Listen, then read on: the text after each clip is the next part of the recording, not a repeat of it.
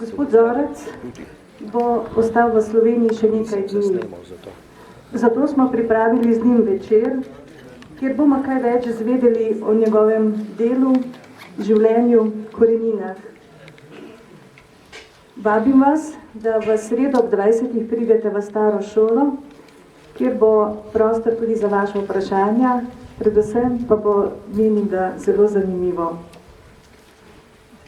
Naj vas še enkrat povabim na razstavo o monsinjorju Hladniku v župnišče in ob tej priložnosti tudi že napovem, da pripravljamo v jeseni tematski večer, ki bo v celoti posvečen monsinjorju Hladniku, ker si zasluži, da ga bolje spoznamo.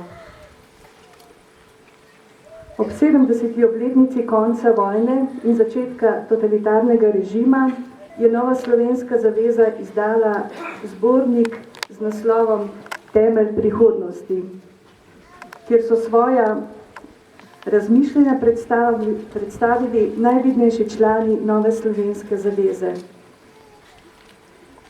Vabim vas, da tisti, ki tega zbornika še nimate, da si ga lahko kupite in sicer pri steni, pri zidu župnišča, tam gor pri parkirišču, na stolnici od Nove slovenske zaveze.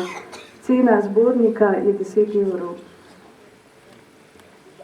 Ob koncu te spominske slovesnosti se zahvalim vsem, ki ste prispevali bodisi svojo prisotnostjo, bodisi svojimi govori, bodisi svojim pevskim darom, instrumentalnim darom, kakorkoli, tudi tisti, ki ste predstavniki medijev, ki boste to, kar se je danes dogajalo tukaj v Rovtah, ponesli tudi širom po Sloveniji, morda tudi v tujino.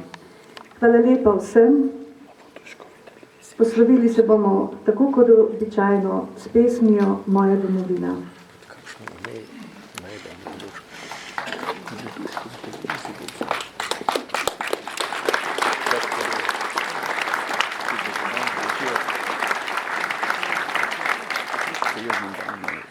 Thank you.